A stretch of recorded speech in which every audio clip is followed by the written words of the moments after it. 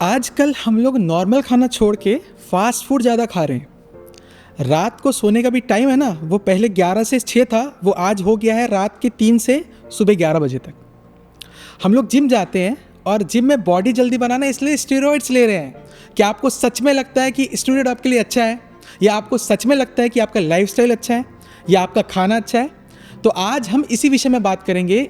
हमारे बीच है योगी जी, जो एक न्यूट्रिशनिस्ट है, और वो कंप्लीट बात किए हैं कि हमें खाना क्या खाना है और किस प्रकार अपने फूड को प्रिपेयर करना है, खाने पे क्या होना चाहिए, लाइफस्टाइल कैसा होना चाहिए। ये सारा आपको मिलेगा इस पॉडकास्ट में। सो इस पॉडकास्ट को लास्ट तक देखो और इसको अपने डेली लाइफ में लाओ भी, तो ही आपका रूटीन अच्छा हो पाएगा, एक अच्छा लाइफस्टाइल जी पाओगे। So welcome to the new episode. This is Deepesh K Nage and you are watching the DK show. Thank you.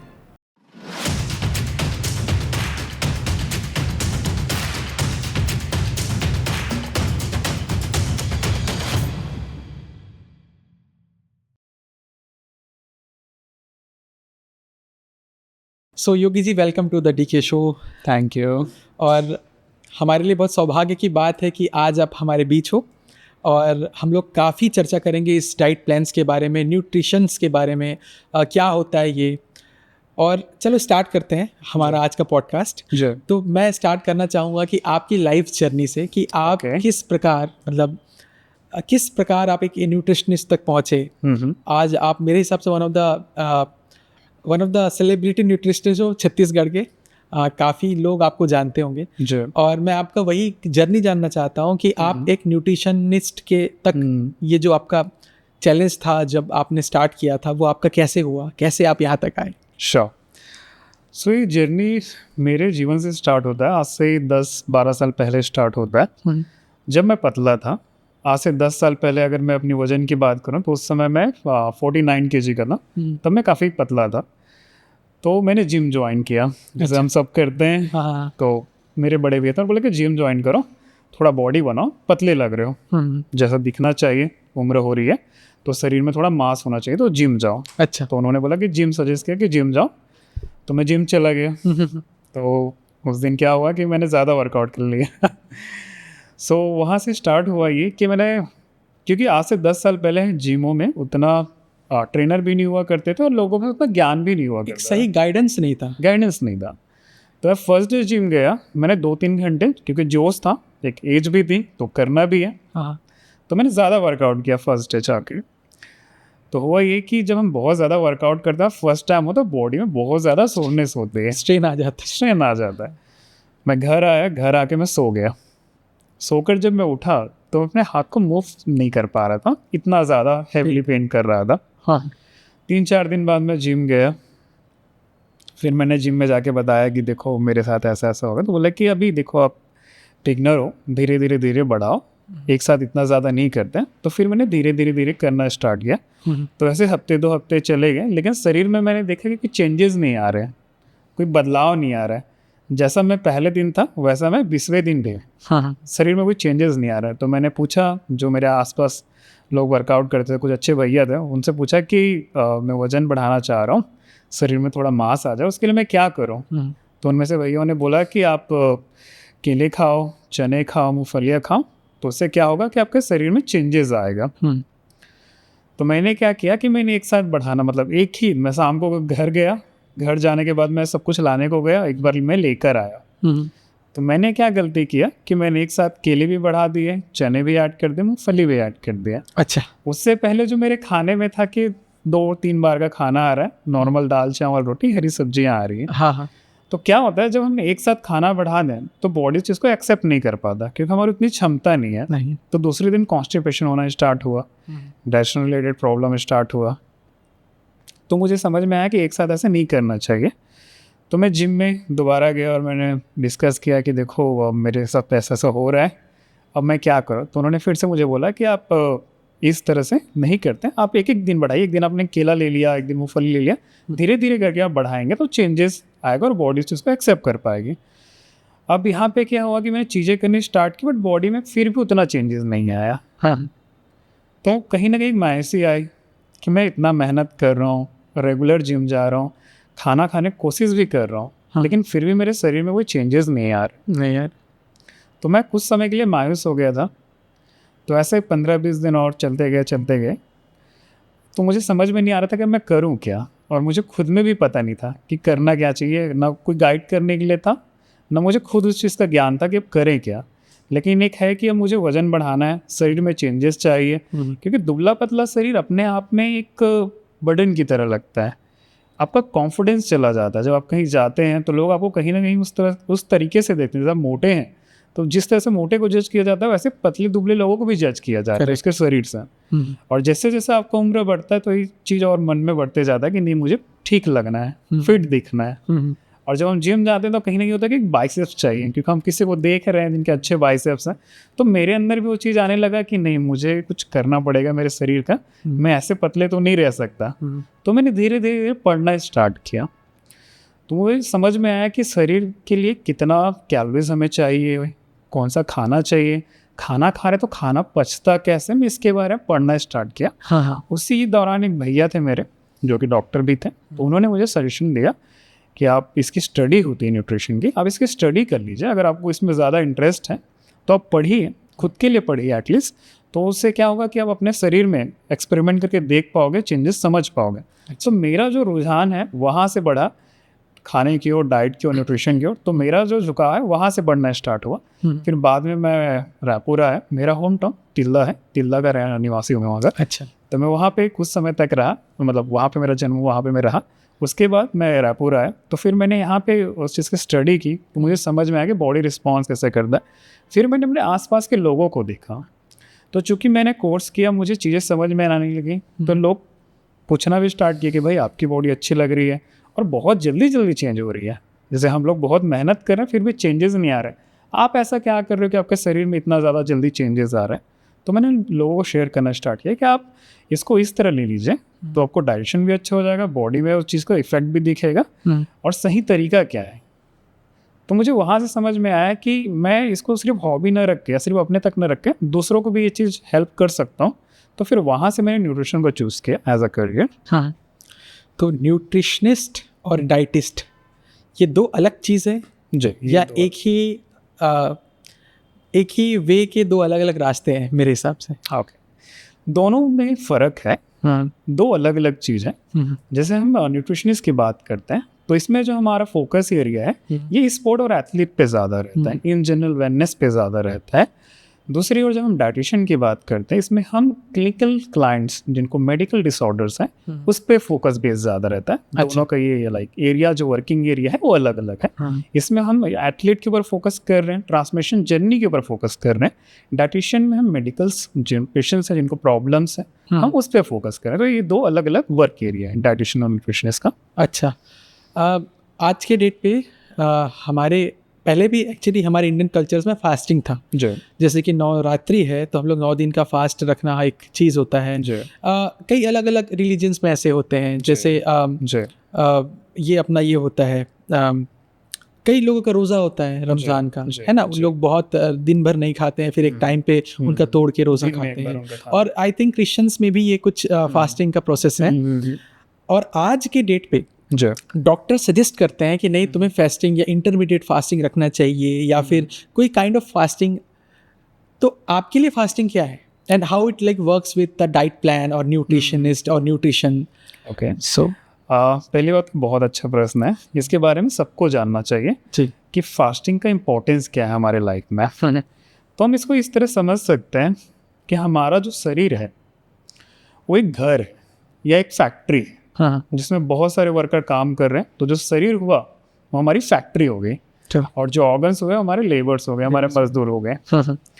अब क्या हो रहा है, जब तक हमारे पास सामान आ रहा है, खाना आ रहा है, बॉडी से फोकस है, बाकी चीज़ों में फोकस कर रही है। अब क्या करते हैं कि फैक्ट्री चल रही है, अब यहाँ पे सप्लाई नहीं करना, कुछ दिनों के लिए रोक दिया, अब शरीर अपने आप पे फोकस करेगा। जब हम फास्टिंग स्टेज में जा रहे हैं, हमारे पास कुछ प्रोसेस के लिए नहीं आ रहा है। अब हमारे पास 10 स्टाफ हैं तो हम उनको पे कर रहे हैं। अब जब हम किसी को पे करते हैं तो हम चाहते हैं कि हमारा काम करे, हम उनको फ्री नहीं बैठाते हैं। तो सेम चीज़ शरीर के साथ होता है। जब शरीर के पास समय जब ऐसा मिलता है कि फास्टिंग है, ऑर्गन्स फ्री है, तो रिपेयरिंग का काम करते हैं। वो क्या करेंगे, जो डैमेज है, जो हमारे सेल डैमेज हो गए उनको रिपेयर करेंगे, बाकी चीज़ों का फंक्शन इन्हांस करेंगे। यहाँ पे क्या होगा कि आपका मेटाबॉलिज्म इन्हांस होगा, अब बॉडी को ऊर्जा भी चाहिए, 10 लोग हैं तो उसको पे कर रहे हो, पे करना क्या है कि आपकी कैलोरीज है, ऊर्जा है। हम शरीर को ऊर्जा के रूप में पे करते हैं, जैसे मजदूरों को या वर्कर्स को पैसे के रूप में पे करते हैं। तो जो ऊर्जा है अब शरीर को देना, मतलब 10 स्टाफ है उसके पास देना पड़ेगा। तो शरीर क्या करता है, फैट से एनर्जी लेना स्टार्ट करता है, क्योंकि फैट स्टोरेज एनर्जी है हमारे शरीर में। तो शरीर में जो वसा होता है, चर्बी जो होता है, जो हमारे लटके हुए हैं जो हम देखते हैं, ये स्टोरेज एनर्जी है। तो बॉडी उसको ब्रेक डाउन करके उनको पे करना स्टार्ट करता है। तो इस प्रोसेस में हमारा फैट लॉस भी होता है। ओके। इंडियन मैथोलॉजी में कहा जाता है कि यूजुअली पीपल को विद इन 10 डेज एक बार फास्टिंग जरूर रखना चाहिए जी। और इनफैक्ट मैं भी मंडे को फास्ट रहता हूँ। ओके। क्या ये बेनिफिशियल है? Is it really good for a health? क्या जी, ये बहुत बेनिफिशियल है, ये सबको रखना चाहिए। अब इसमें फास्टिंग के अलग अलग तरीके होते हैं। करेक्ट। तो जो सही तरीका ये है कि हम दिन में एक बार खाना खा लिए, उसमें क्या हो रहा है कि हम 20 घंटे 22 घंटे तक हम कुछ नहीं खा रहे हैं। तो उसमें क्या होता है कि 14 घंटे के बाद में, 12 घंटे के बाद में जब बॉडी के पास स्टोरेज एनर्जी नहीं है, ग्लाइकोजन डिप्लीट हो गया है, जो स्टोरेज एनर्जी होता है ग्लाइकोजन डिप्लीट होने के बाद बॉडी फैट को टारगेट करना स्टार्ट करता है as a source of energy. Okay. तो वहाँ पे अगेन हम फैट लॉस हमें हो रहा है। सेकंड, जब आप सेकंड जो फास्टिंग होता है, कुछ लोग इस तरह से भी करते हैं कि सुबह साबुनदाना खा लिए, दोपहर में फल खा लिए, शाम को कुछ और खा लिए। तो इसको हम फास्टिंग में काउंट नहीं कर सकते हैं। ये उनकी श्रद्धा हो सकती है बट ये उपवास नहीं हो सकता, जिसको हम फास्टिंग बोलते हैं।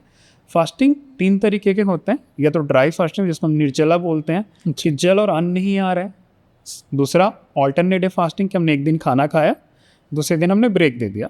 तीसरा इंटरमीडिएट फास्टिंग कि 16 घंटे का उपवास है, 8 घंटे हमने खाना खाने के लिए 8 घंटे का विंडो मिल गया, हमें 16 घंटे का फास्टिंग हो गया। तो 3 तरह का हम फास्टिंग रख सकते हैं। ओके। जो सबसे अच्छा। आपने कई टाइप की फास्टिंग बताया, वैसे ही एक फास्टिंग होता है 7 डेज वाटर फास्टिंग। ओके। तो आई थिंक वो फास्टिंग ऐसा फास्टिंग है जिसमें शायद पानी ही पी के रहा जाता है 7 दिन तक, ऐसा कुछ है। सो इसका कुछ इम्पैक्ट होता है हमारे बॉडी में? जैसे कि मैंने आपको बताया कि फास्टिंग के क्या क्या बेनिफिट्स होते हैं, फास्टिंग क्या करता है शरीर में। इसमें हम क्या कर रहे हैं कि ड्यूरेशन को बढ़ा रहे हैं, बट इसमें हमें समझना पड़ेगा कि हर किसी के लिए नहीं है।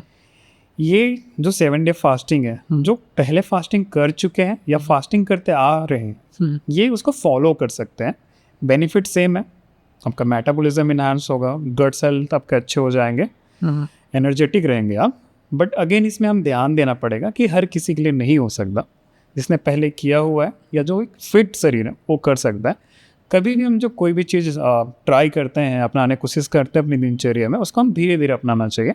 तो अगर कोई 7 डे फास्टिंग करना चाहता है तो पहले उसको 1 डे फास्टिंग या ऑल्टरनेटिव फास्टिंग से स्टार्ट करना चाहिए, ताकि उसके शरीर उस चीज़ के कैपेबल हो सके तो फास्टिंग वो झेल पाए।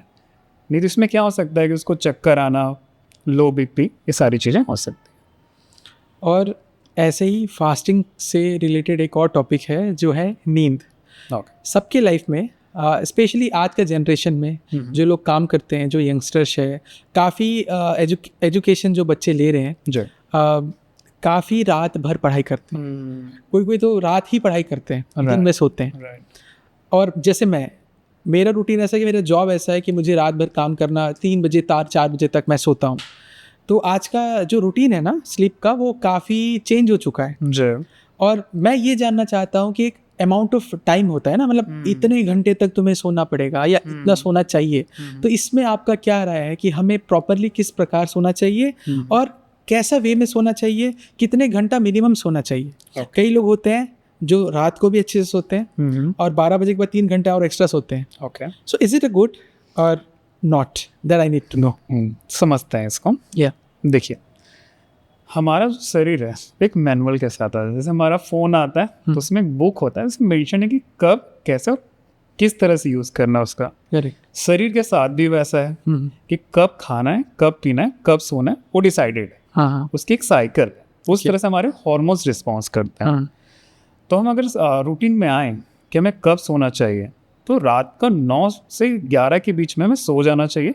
सुबह 4 से 6 के बीच में, जैसे कि आज का लाइफस्टाइल देखें उसमें 7 घंटे की नींद की ज़रूरत है। तो अगर हम 11 बजे सोते हैं तो हमें 6 बजे उठ जाना चाहिए। अगर हम 9 बजे सोते हैं हमें 4 बजे उठ जाना चाहिए। करेक्ट, ठीक है। तो इस तरह से हम अपना नींद पूरा कर सकते हैं। तो जो सोने का सही समय, जो नेचुरल क्लॉक हम कहते हैं, नेचुरल क्लॉक जिसको कहते हैं, कि प्रकृति ने हमें किस समय सोने के लिए बनाया। तो जो समय है 9 से 11 के बीच में, इसमें हमें सो जाना चाहिए। सुबह 4 से 6 के बीच में उठ जाना चाहिए। अच्छा। जैसे आपने बोला कि बहुत सारे बच्चे या जैसे आपने अपना एग्जांपल दिया कि हम रात में काम करते हैं और सुबह सोते हैं। हाँ। इसमें क्या होता है कि हमारा नींद पूरी तरह से कंप्लीट नहीं होता। जैसे हम उठने के बाद हम फ्रेश फील नहीं करते। करेक्ट। रात को 9 से 11 के बीच और जब 6 के बीच सोते हैं, मेलाटोनिन जो कि स्लीपिंग हार्मोन्स भी है हमारा, वो बहुत अच्छे से रिलीज होता है, तो हमें ज़्यादा गहरी नींद आ पाती है। और जब हम सुबह सोते हैं तो कोई ना कोई या तो डिस्टर्बेंस आ जाता है या उस तरह से हम फ्रेश फील नहीं कर पाते, क्योंकि हमारे नेचुरल क्लॉक के अगेंस्ट है। तो हमें इसमें खुद में डिसिप्लिन लाना पड़ेगा। फिर कुछ ये भी कहते हैं कि मैं रात को ही अच्छा फोकस करके पढ़ पाता हूँ क्योंकि सब सोए रहते हैं। करेक्ट। बहुत लोगों की है। कुछ लोगों की मैं रात में अच्छे से काम कर पाता हूँ क्योंकि मेरे आसपास कोई नहीं है। और ये कभी देखा जाए तो लाइफस्टाइल भी बन गया है। बट हमें समझना पड़ेगा कि हर चीज़ का एक सही तरीका होता है। फ़ोन को मैं पानी में डाल के नहीं चला सकता। उसी तरीके से अगर मैं अपना समय बदलूँ तो आगे चल के बहुत सारी चीज़ें होने की प्रॉबिलिटी बढ़ जाती है। उसमें एक है आपका डायबिटीज़ 2। ओके। तो स्लीपिंग एक बहुत इंपॉर्टेंट पार्ट है क्योंकि वो रिकवर कर रहा है। जिस तरह से गाड़ी की सर्विसिंग होती है वैसे जब हम सोते हैं हमारे पूरे शरीर की रिकवरी हो रही है। आपके मसल्स रिपेयर हो रहे हैं, आपके बोन टिश्यू रिपेयर हो रहे हैं, आपके स्ट्रेस लेवल चेंज हो रहा है, आपका हार्मोन चेंज हो रहा है। तो जब हम सोते हैं तो हमारा 50 से 70% जो रिपेयर है, चेंजेस है, तब आते हैं। जितना ज़्यादा आपका गहरा नींद होगा, जितना ज़्यादा आपका अच्छा नींद होगा, उतना ज़्यादा शरीर रिपेयर कर पाएगा। नहीं तो जब हमारा नींद पूरा नहीं हो पाता तो उठने के बाद में सबसे इम्पोर्टेंट डाइजेशन इश्यूज हो जाते हैं। डाइजेशन इश्यूज एक उसका भी है और आपको फ्रेश फील नहीं होता। एक जो एक्टिव कई लोगों को फेसेस में या बॉडी पे बहुत पिंपल्स भी आने लगता है। हाँ, ये भी है। और सच बोलूँ तो प्रॉपरली ब्रेन भी वर्क नहीं करता अगर प्रॉपर नींद नहीं हुआ है तो राइट टाइम। मूड स्विंग सबसे ज़्यादा देखा जाएगा। अगर हम किसी में देखें तो अगर वो रात को लेट सो रहा है तो उसके में चिड़चिड़ापन बना रहेगा। हाँ। अगर किसी को कब्ज है तो उसको चिड़चिड़ापन बना पड़ेगा। ऐसा है कि कोई ज़्यादा सोता है वो भी चिड़चिड़ा होता है। मैं कई लोगों को देखा होता है। अगर कोई दिन में बहुत ज़्यादा सो रहा है, रिकवरी नहीं हो रही, वो फोर्सफुली स्लीप है। जैसे मैंने बोला कि रात को नेचुरल क्लॉक, अगर नेचुरली नींद आएगा, बनाया इसे क्या। जब हम चिड़ियों को देखें तो 6 बजे के बाद वो अपने घोंसले में चले गए और सो जाते हैं, सुबह 4 बजे उठ जाएंगे। एग्जैक्ट। इंसान को भी वैसे ही बनाया गया था। अगर आज से हम 50 साल पहले, 40 साल पहले देखें तो सब सो जाते थे। सिटी लाइफ में क्या होता है कि हमारा जो काम और टाइमिंग है वो चेंज होते जा रहा है समय के साथ साथ। पहले दफ्तर 9 बजे लगता था, आज दफ्तर 11 बजे लगता है।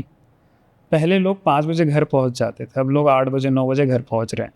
तो समय के साथ साथ में हमारा जो रूटीन है चेंज हो रहा है, लेकिन प्रकृति वही है, वो चेंज नहीं हो रही अपनी जगह से। तो हम जब बदलाव ला रहे हैं वो कहीं ना कहीं नेचर के अगेंस्ट होता है, तो उसका इफेक्ट हमें देखने को मिलता है।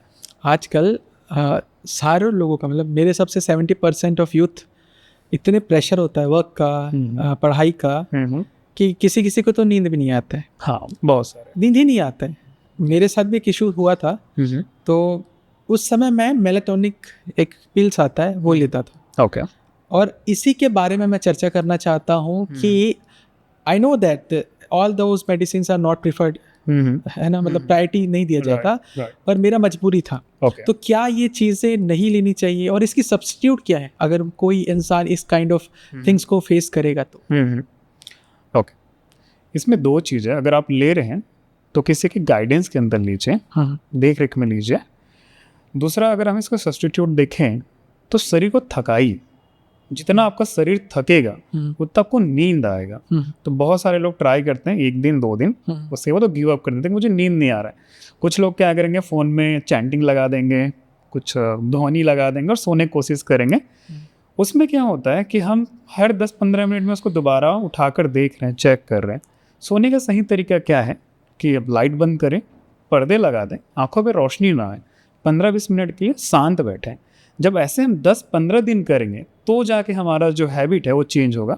1 दिन 2 दिन जब हम प्रयास करते हैं तो हमारा इतने समय का अभ्यास बना है। अभ्यास को चेंज करना आसान नहीं होता। जैसे प्लेयर्स होते हैं, कराटे मार्शल आर्ट वाले होते हैं, तो जब वो फाइट करते हैं तो उनका जो आर्म्स मूवमेंट देखेंगे वो सडन मूव होता है, वो कर नहीं रहे हैं, उनका बन चुका है। हाँ, रिफ्लेक्शन है। तो सेम चीज़ जब हम बहुत समय एक रूटीन में रहते हैं, उसको चेंज करना इतना आसान नहीं होता, थोड़ा समय लगता है। तो हमें वो समय देना चाहिए और शरीर को तोड़ना चाहिए, थकाना चाहिए। जितना आपका शरीर थकेगा उतना ज़्यादा आपको अच्छे से नींद आ पाएगी। एक मैगजीन में मैं एक डाइटिस्ट ने अपना कुछ व्लॉग दिया हुआ था, जी। ब्लॉगिंग, जी। तो उस पे लिखा हुआ था कि मैग्नीशियम एक ऐसा एलिमेंट है, ये एक ऐसा चीज़ है जो कहीं ना कहीं नींद का कारक है, ओके। और हमें मैग्नीशियम आलमंड से बहुत मिलता है। हाँ। तो कुछ लोग मुझे प्रिफर करे थे उस समय कि या तो तुम एक काम करो, हर दिन दूध पिया करो सोने के पहले, ओके। और उसमें काफ़ी मात्रा में आलमंड्स यूज़ किया करो, तो आलमंड में जो मैग्नीशियम है वो तुम्हें रिलैक्स करने के काम आएगा। सो इज इट ट्रू? देखिए, हर चीज़ एक थोड़ा जो होता है जिसको हम बोलते हैं हल्का पुश करना, कि आपको पुश कर देगा। पुश करेगा। बट अगेन यहाँ पे हैबिट के अगेंस्ट अगर हम फाइट करने जाएंगे तो वहाँ पे हमें हारना पड़ेगा। करेक्ट। तो यहाँ पे हमें हैबिट बिल्ड करने की ज़रूरत है। कोई भी सप्लीमेंट, बहुत सारे लोग ऐसे होते हैं जो पहले एक मेडिसिन से स्टार्ट करते हैं, फिर वो 2 मेडिसिन में आते हैं, फिर वो 3 लेना चालू करते हैं, उसके बाद भी उनको नींद नहीं आता। क्यों नहीं आ रहा है? या तो स्ट्रेस बहुत ज़्यादा हो रहा है, या तो उन्होंने अपना रूटीन उस तरह से बना रखा है। तो हमें बहुत सॉफ्ट कॉर्नर में नहीं जाना कि बहुत सॉफ्टली चीज़ें मैनेज हो जाए। शरीर और हमें बहुत क्षमता है, जब हम अपने क्षमताओं का उपयोग करेंगे तो चीज़ें ठीक होना स्टार्ट होगा। तो कोई भी चीज़ यहाँ से स्टार्ट होती है और यहीं पे ख़त्म होती है, तो उसका हमें लगता है कि उपयोग करना चाहिए। शरीर को थकाइए, 10 दिन जब आप थकाएंगे तो आपको किसी भी तरह का सप्लीमेंट्स, किसी भी चीज़ की ज़रूरत नहीं पड़ेगी। शरीर थकेगा, सोएगा ना। हमने कार को बहुत चला लिया, इंजन गर्म हो गया, पानी डाल कर उसको रोकना पड़ेगा। शरीर के साथ भी वैसा है, जब शरीर नहीं थक रहा है, हम पूरे दिन सिर्फ बैठे हैं स्क्रीन के सामने अपना काम कर रहे हैं और हम स्ट्रेस ले रहे हैं, तो उसमें क्या हो रहा है कि साइकिल भी खराब हो रही है, हमारे शरीर की क्षमता भी धीरे धीरे गिरती जा रही है। तो हमें उसी जो गिरा हुआ क्षमता है उसको बढ़ाना है, तो उसको मनोबल कहते हैं कि मन में बहुत बल है, Will हमें उसकी ज़रूरत है, विल पावर। तो हम हर हमेशा ये नहीं सोच सकते कि सॉफ्ट और इजी वे क्या हो सकता है, थोड़ा सा हमें उसको चेंज करते हुए उसमें मेहनत करने की ज़रूरत है। आजकल बहुत से डाइटिशियंस कई टाइप ऑफ डाइट बताते हैं। डाइट प्लान्स काफ़ी टाइप के होते हैं। अभी बहुत ट्रेंडिंग चल रहा है कीटो डाइट। ओके। और भी डाइट्स हैं, कई सारे इंटरनेशनल डाइटिस्ट अपने वेबसाइट्स में फैट लॉस का डाइट प्लान्स लिखते हैं, जो बहुत जेनरिक होता है नॉर्मल पीपल लोग के लिए। तो क्या होता है ये डाइट प्लान्स? ये सारे क्या क्या डाइट प्लान्स होते हैं, और इनके बारे में कुछ बता सकते हैं? ये डाइट एक्चुअली डाइट क्या होता है? श्योर।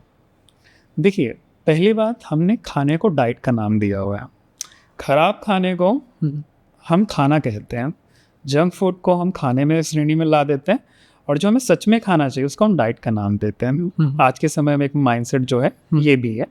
इसके बाद आते हैं कि अलग अलग टाइप जो खाने का है। तो जैसे हम वर्कआउट करते हैं तो हम अलग अलग वेरिएशन लेते हैं, सेम चीज़ डाइट के साथ भी है। अलग अलग रिक्वायरमेंट और नीड को देखते हुए डाइट प्लान प्रिपेयर किया गया है।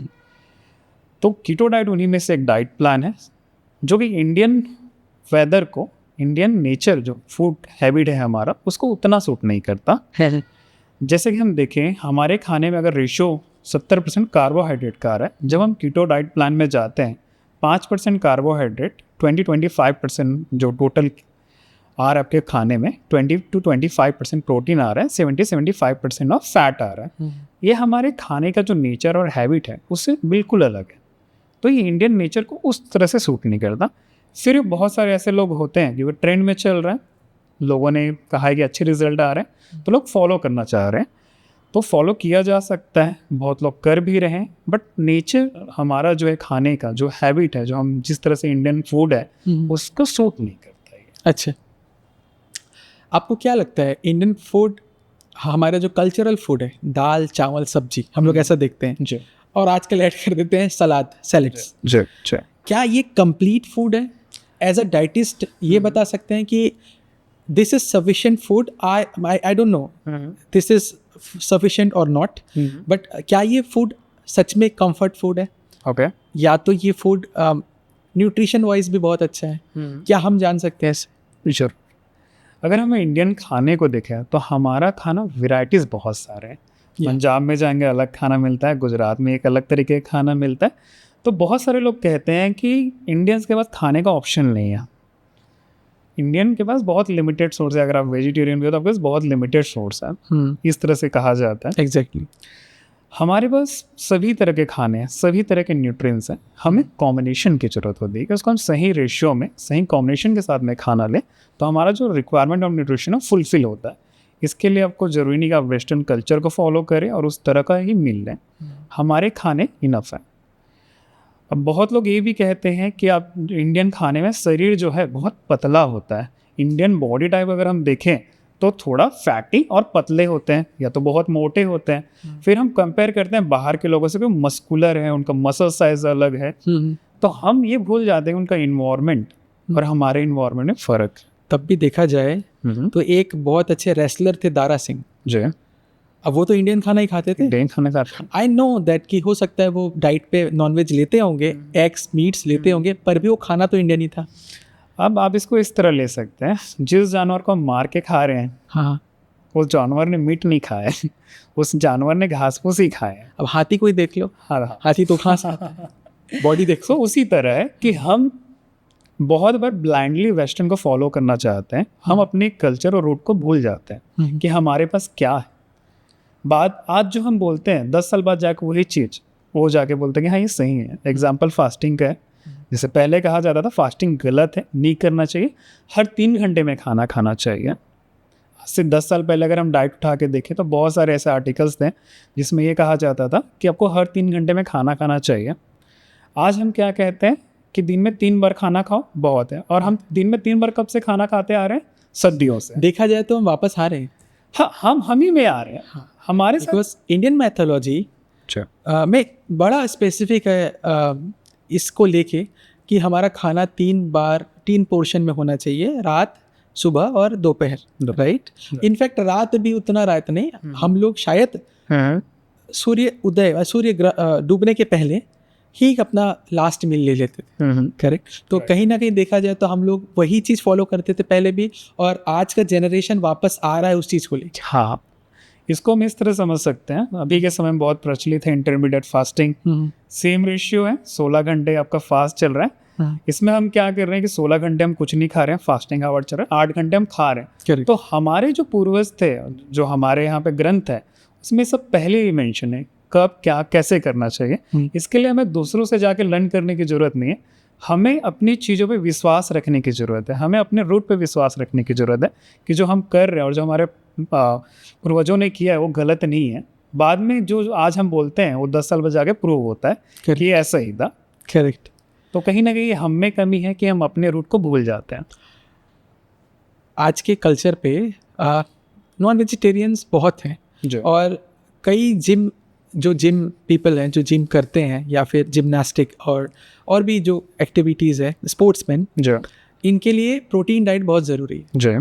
और प्रोटीन का सारे यही मानते हैं कि मीट, नॉन वेजिटेरियंस, चिकन्स, जो भी मीट आइटम है, नॉन वेज आइटम है, ये काफ़ी क्विक प्रोटीन डाइट है और काफ़ी ईजी मिलने वाला प्रोटीन डाइट है, राइट। बट अगर हम देखा जाए कि वेजिटेरियन पे अगर मूव होते हैं तो क्या ये इसका कोई सब्स्टिट्यूट है?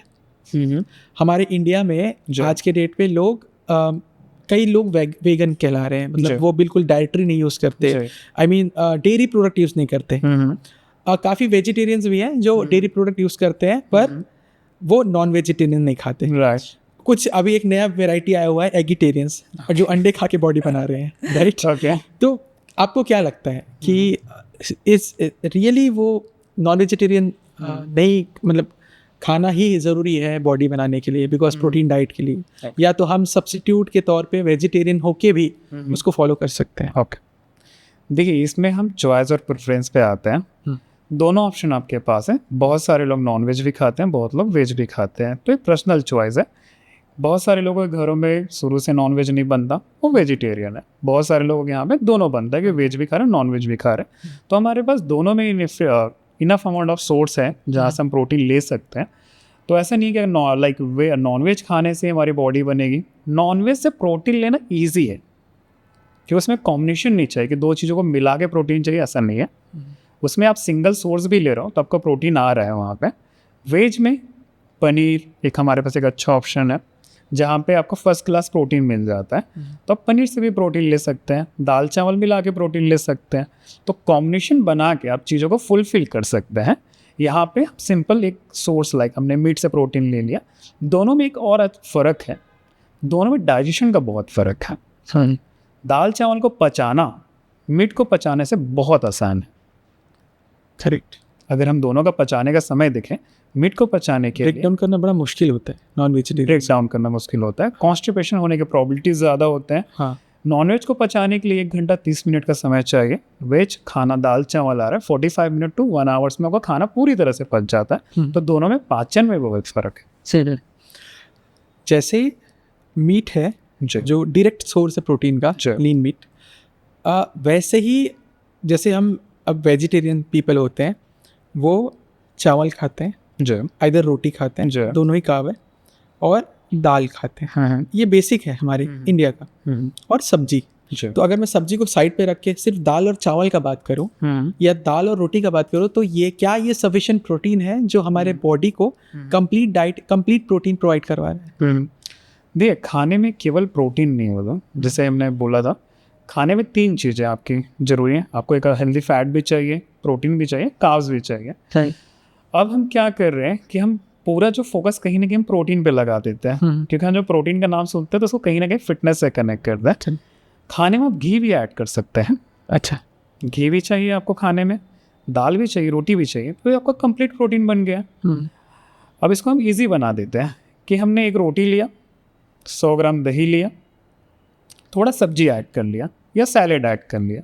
अब इससे क्या हो रहा है कि आपको खाने में फाइबर भी मिल रहा है, प्रोटीन भी मिल रहा है, फैट भी मिल रहा है, तीनों चीज़ें हेल्दी हैं। हमारा एक अच्छा कॉम्बिनेशन भी बन गया और इससे हमारा फुलफिलनेस भी आ जाएगा, पेट हमारा भरा हुआ लगेगा। तो हमें तीनों सोर्स मिल गए। अच्छा। और आप अभी बोले घी ऐड करना चाहिए। घी ऐड, कई लोग घी को डायरेक्ट अगर एज अ टेक्निकली मैं बोलूँ तो वो सैचुरेटेड फैट है, गुड सैचुरेटेड फैट है। राइट। काफ़ी लोग बोलते हैं कि घी फैट है तो उसे नहीं लेना चाहिए, लेकिन काफ़ी आजकल साइंटिस्ट का और डॉक्टर्स का मानना है कि ghee is one of the best source omega 3 fatty acids के लिए और भी चीज़ों के लिए घी खाना चाहिए। तो आपका क्या सजेशन है कि आप प्रिफर करते हो लोगों को घी खाने के लिए? जरूर। देखिए, बॉडी को रिकवरी के लिए तीनों चीज़ें चाहिए। हमारे जो सेल होते हैं, सेल का जो वॉल बनता है फैट से बनता है, हेल्दी फैट चाहिए हमें उसके लिए।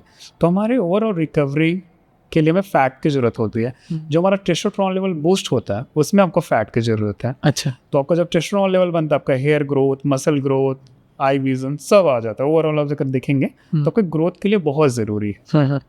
तो जिस तरह हम प्रोटीन हमारे मसल को बिल्ड करता है, फैट उसी तरह से हमारे सारे ऑर्गन्स को, हार्मोन्स को सपोर्ट करता है इनहैंस करने के लिए। अच्छा। तो सभी चीज़ों का होना ज़रूरी है। जैसे मैंने कहा कि हम अपनी ही चीज़ों को हमेशा से निगलेक्ट करते आ रहे हैं। तो प्रोटीन देखें, लाइक हम अगर देखें, दूध, घी, अगर दूध से घी बनता है, दूध से दही, दही से घी बनता है, तीनों बेनिफिट, तीनों में सबसे ऊपर में आ रहा है घी। उसको हमने क्या बोला कि ये खराब है। या राइट, ठीक है। अगर दही अच्छा हो सकता है, पनीर अच्छा हो सकता है, तो घी क्यों खराब होगा? हमें इन चीज़ों के बारे में थोड़ी विचार करने की ज़रूरत है। अच्छा, आप क्या है ये, मतलब मेरा कहने का अर्थ है कि आप किसे फॉलो करते हैं, आपका डाइट क्या है? आप नॉन वेजिटेरियन हैं या तो एक प्योर वेजिटेरियन है? तो आपका क्या रूटीन है? आप किस में बिलीव करते हो? आपका क्या खाना है? ओके। मैं पिछले साल से वेज फॉलो करना स्टार्ट किया। उससे पहले मैं हार्डकोर नॉन वेजिटेरियन था। मेरे दिन के खाने में जो 4 मील आ रहा है, चारों में नॉन वेज हुआ करता था। ओके। अंडे, फिश, चिकन, तीनों चीज़ें किसी ना किसी एक मील में हुआ करती थी। ऐसे मैंने सालों तक फॉलो किया। उसके बाद जब मैंने पिछले साल छोड़ने का निर्णय लिया और फिर मैंने पिछले साल छोड़ दिया, अभी मैं वेजिटेरियन हूँ। इतना बड़ा डिसीजन कैसे ले लिया आपने? मतलब ऐसा क्या मन में आया कि नहीं, मुझे इन चीज़ों को नहीं लेना चाहिए, वेजिटेरियन की मूव होना चाहिए? बिकॉज देखो, बहुत टफ होता है क्योंकि उसमें एक टेस्ट भी है, उसका एक अपना ही अलग चीज़ है नॉन वेजिटेरियन। तो आपने कोई मन में ऐसा क्या आया कि आपको लगा कि नहीं, मुझे नहीं लेना चाहिए, मैं वेज से ही उसको फुलफिल कर लूँगा? और उससे भी बड़ा क्वेश्चन, क्या आप उन डाइट को, उन न्यूट्रिशंस को वेज में फुलफिल कर पाए? ओके। पिछले 1 साल जब से आप स्टार्ट करे हो वेज खाना। चलिए शुरुआत से आते हैं कि मैंने चेंज क्यों किया। देखिए, जब मैंने देखा कि जानवर में भी जीव है कहीं ना कहीं, तो मुझे समझ में आया कि किसी को तकलीफ दे के सिर्फ इसलिए कि मेरा स्वाद बन जाए, सिर्फ इसलिए कि मुझे उससे प्रोटीन मिल जाए, मैं अपने स्वाद के लिए किसी को मार रहा हूँ कहीं ना कहीं, कि 5 मिनट मुंह में जाए और मुझे अच्छा फील हो, उसके लिए मैं मार रहा हूँ। प्रॉब्लम ये भी होता है कि हम किसी भी जीव जंतु को मरते हुए नहीं देखते हैं। जब वो हमारे थाली में आता है तो सच के एक स्वाद के साथ आता है, एक स्मेल के साथ आता है। तो जब वो जीव को हम मार रहे होते हैं तो उसमें एक पीड़ा छुपी होती है, वो हम नहीं देख पाते अक्सर, क्योंकि हमारे यहाँ पे जब वो आता है दुकान से तो पैकेट में आता है, उसमें जीव नहीं है, वो शरीर का एक पार्ट। तो जब मैंने ये देखा कि एक पीड़ा होती है, जैसे हम जानवर को छूने भी जाएं तो भगता है। करेक्ट। हर किसी को अपना प्राण प्रिय होता है। हम किसी पंछी को पकड़ने जाते हैं तो उड़ के भागने की कोशिश करता है, सारे कैपेबल है तो। अब यहाँ पे मैं किसी को फोर्सफुली मार रहा हूँ सिर्फ इसलिए कि वो मुझे उससे 10 ग्राम 12 ग्राम 20 ग्राम प्रोटीन मिल जाए या मेरा स्वाद मुझे मिल, तो मुझे लगता है इसमें निर्दयता है कहीं ना कहीं। तो मुझे वो चीज़ थोड़ा लेट समझ में आया, बट कृपा है कि वो चीज़ समझ में आया। हाँ। तो फिर मैंने वहाँ से नॉनवेज छोड़ा। अब रही बात कि मेरा प्रोटीन कंप्लीट होता है नहीं होता, सो मुझे लगता है कि वेज में भी उतने ही सोर्स हैं और उससे ज़्यादा ऑप्शंस है प्रोटीन के लिए। हाँ। हम ऐसा नहीं है कि वेजिटेरियन होने के बाद में पतले हो जाएंगे। बहुत सारे लोगों का एक मिथ ये भी है कि जैसे हम नॉनवेज छोड़ देंगे हम पतले हो जाएंगे। हाँ। अगर ऐसा होता तो मैं पतले हो गया होता। तो ऐसा नहीं है, हमें सही तरीके के खाने के बारे में पता होना चाहिए, तो हम अपना जो रिक्वायरमेंट है न्यूट्रिशन का फुलफिल कर सकते हैं। कई कंट्रीज़ है जैसे इटली है, वहाँ का खाना पे ठीक है, नॉन वेजिटेरियंस बहुत ज़्यादा मात्रा में जी वो लोग यूज़ करते हैं चिकन मीट, जी पर भी अगर आप उनको साइड करके देखोगे उनका खाना तो काफ़ी जेन्युइन होता है। जो भी ग्रीन वेजिटेबल्स लोग यूज़ करते हैं, राइट। साथ में पनीर काइंड ऑफ टोफू ये आइटम्स यूज़ करेंगे। मैं देखा हूँ कि राजमा का बहुत अच्छा उपयोग है वहाँ। जी राजमा को उबाल के उसको भी as a test of element उसको यूज़ किया जाता है, और उनका जो बुराता हो गया और भी अलग से उनके व्यंजन हैं वो काफ़ी टेस्टी के साथ साथ डाइट के लिए भी काफ़ी अच्छे हैं। जी मतलब कंप्लीट फूड है, कंप्लीट मील। और हमारे इंडिया में भी ये चीज़ है, बस लोगों का जागरूकता ज़रूरी है कि नॉनवेज ही ज़रूरी नहीं है। आप बाकी अपने अलग अलग दाल के वेराइटीज़ है जो हमारे इंडिया में मिलते हैं, राइट। और जो डेयरी आइटम्स है वो आई थिंक सफिशिएंट है मोर एक कंप्लीट डाइट के लिए। जितनी हो सकता है उतना पूर्ण कर रहा है। तो ऐसा जरूरी नहीं कि हमें नॉनवेज पे निर्भर होना पड़ेगा। हमारे यहाँ पे सालों से वर्षों से, अगर हम भारत की पॉपुलेशन देखें 60% से ज़्यादा वेजिटेरियन है, वो अच्छे से सर्वाइव कर रहे हैं। उनको किसी भी चीज़ की कमी नहीं हो रही है, सभी तरह का न्यूट्रिएंट उनको मिल रहा है। करेक्ट। अब बात करते हैं थाली में। अगर हम दाल चावल सब्जी रोटी का बात कर ही लिए हैं जी तो उसमें एक और एलिमेंट होता है जो होता है स्वीट, मीठा। मीठा आजकल काफ़ी चर्चे पे है ये चीज़ कि मीठा नहीं खाना चाहिए, मीठा इज अ स्लो पॉइजन। तो क्या ये सच है, या तो आपको लगता है कि मीठा खाना चाहिए बट सम सर्टेन अमाउंट? देखिए, कोई भी चीज़ अगर एक मात्रा में लिया जाए तो नुकसान नहीं पहुंचाता। कोई भी चीज़ अधिक मात्रा में ले लें, जैसे हम कहते हैं ज़्यादा अति जो होता है किसी भी चीज़ के लिए ख़राब होता है। तो अगर हम बहुत ज़्यादा कुछ ले रहे हैं, अब मैं वर्कआउट कर रहा हूँ, एग्जांपल मैं अपना देना चाहूँगा, मैं 1 से 2 घंटे रोज़ वर्कआउट कर रहा हूँ, फिजिकली फिट हूँ, डाइट पे कंट्रोल है। अब मैंने एक लड्डू खा लिया तो मेरे शरीर में इतनी क्षमता है कि उस चीज़ को बैलेंस कर सकता है।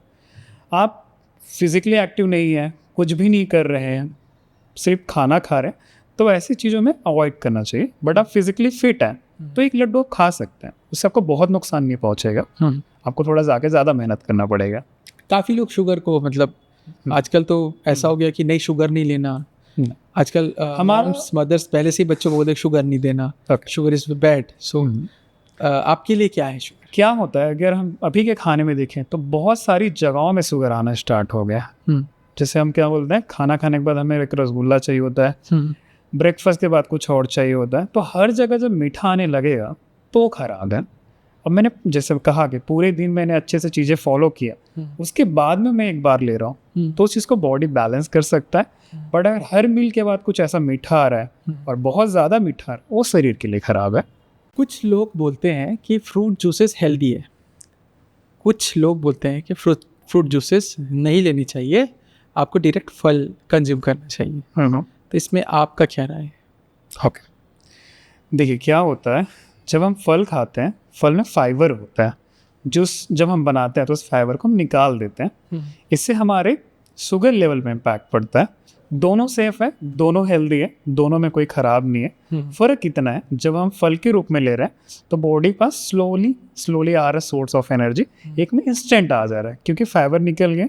अब जो ऊर्जा आएगा शरीर के बाद वो इंस्टेंट आएगा, तो शुगर लेवल ज़्यादा स्पाइक, इंसुलिन लेवल ज़्यादा स्पाइक करेगा।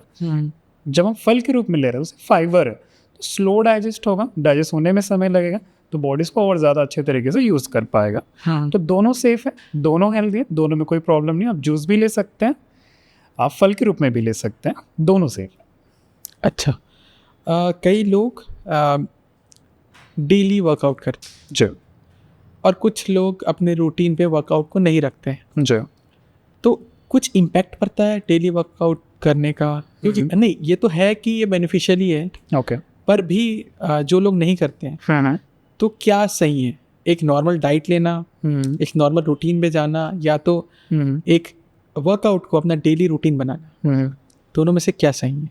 ओके, देखिए हम इसको इस तरह समझ सकते हैं कि जो हमारा खाना आ रहा है वो गाड़ी का फ्यूल है, अच्छा, और जो हम वर्कआउट कर रहे हैं ये गाड़ी की सर्विसिंग है, रिपेयरिंग है। हाँ, जब हम वर्कआउट करते हैं उसके दो फायदे हैं, बायोलॉजिकली और साइकोलॉजिकली। हाँ, पहले बायोलॉजिकली आते हैं, फिर हम साइकोलॉजिकली बेनिफिट पे बात करेंगे कि क्या क्या बेनिफिट हो रहा है। इसमें आपका शरीर रिपेयर हो रहा है, आप जिम जा रहे हो, ब्रेक डाउन कर रहे हो, रीबिल्ड कर रहे हो, बॉडी की इम्यूनिटी बढ़ रहा है, बोन का स्ट्रेंथ बढ़ रहा है, मसल मास बढ़ रहा है। ये आपके शारीरिक बेनिफिट हो गए कि आप डेली वर्कआउट कर रहे हो। अब आते हैं साइकोलॉजिकल। हम कहीं ना कहीं किसी न किसी जगह पे काम कर रहे हैं, तो हमें कहीं ना कहीं ये भावनाएं रहती हैं हमारे मन में, कोई ना कोई हमें देख के जज कर रहा है। अगर मैं बहुत पतला हूँ, जैसे मैंने बताया था कि शुरुआती दौर पे मैं बहुत पतला था, तो मेरे मन में कहीं ना कहीं है कि मैं कहीं जा रहा हूँ तो मुझे जज किया जाएगा कि मैं बहुत पतला हूँ। तो जाने की जो इच्छा है वो नहीं रहती थी, कहीं ना कहीं बचने का मन करता था कि कुछ तो बोलेंगे लोग कि क्या पतला है। सेम चीज़ अगर हमारा वेट ज़्यादा है तो हमें ड्रेस का रहता है कि हम क्या कैसे करें, तो कहीं ना कहीं मन में एक भावनाएं बैठ जाती लूज हो जाता है, कॉन्फिडेंस लूज हो जाती है, कहीं ना कहीं मन में भावनाएं आ जाती है कि मैं सही नहीं हूँ, और ये खुद के लिए बहुत खराब है। खुद के बारे में बुरा सोचना खुद के लिए खराब है। तो हमारी ये स्ट्रेस लेवल को बढ़ाता है, साइकोलॉजिकली हमें धीरे धीरे धीरे अपने आप के बारे में बुरा सोचने में मजबूर करता है कि मैं दूसरे के कंपेयर में कम हूँ क्या। तो जब हम अपने फिटनेस पे ध्यान देते हैं, अपने आप पे ध्यान देते हैं, तो जब शरीर फिट होता है तो कॉन्फिडेंस आता है कि मैं भी कुछ हूँ, मैं भी बराबर हूँ, मैं किसी से कम नहीं हूँ।